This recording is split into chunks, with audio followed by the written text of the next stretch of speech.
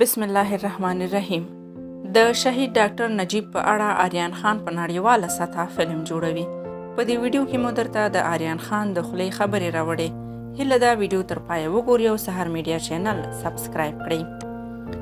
آریان خان وایي شهید ډاکټر نجیب الله د افغانستان یو نه تکراریدونکی ولسمشر و.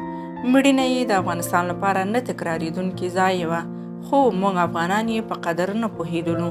که هغه ژوندی وای افغانستان به د نړۍ سیال وای او هیڅ هیواد ته به مو اړتیا نه درلودی. موږ به په فرهنګ، ژبې، زده کړو او پرمختګ کې د سیمې تر هیوادونو پیاوړي او بې ساري وای. خان وای په ځلونو تاریخ پر موږ تکرار شو، خو موږ بیا هم خپلو تېروتنو ته دوام ورکوو او ویاړ پرې کوو.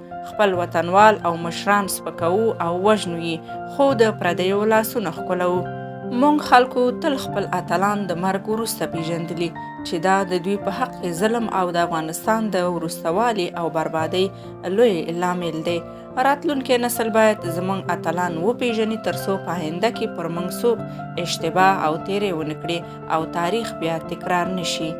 آریان خان یاران ته وویل چې ژمنه کوم د یو بامسؤلیته هنرمند په توګه د وس او امکاناتو په شتون کې حتما د افغانستان د فقیر ولسمشر ډاکټر نجیب الله وقار، وفا او افغانیت د لمانځنې په خاطر پر یو ستر هنري تاریخي فلم کار کوم.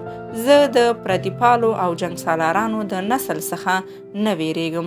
دی وایي غواړم د ځینو خلکو ګمان هم ورختم کړم چې ډاکټر نجیب الله خاین نه و، هغه په وطن مین شخص و.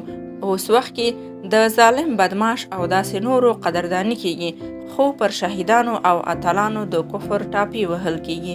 موږ په تور تاریخ کې ژوند کوو، 100 کلونه وروسته پاتې یو او نسلونه به مو دا ارمان کوي چې موږ یو ښه شخص له لاسه ورکړی. ډاکټر نجیب الله یې مکمل سیاستمدار او پیاوړی وطندوست شخصیت یاد کړ او له افغان دولت څخه یې غوښتنه وکړه چې مقبره یې په بنسټیز ډول ورغوي. خان وایي چې ټول هیواد پوهیږي چې زه په وطن مین یم، نو ځکه مې د اتلانو سره مینه ده او غواړم چې خلکو ته یې ریښتینی انځور وړاندې کړم. دته په خبره غواړي چې د 2.5 ساعتونو په شاوخوا کې فلم جوړ کړي او د افغانستان په سینما کې یو انقلاب رامنځته کړي.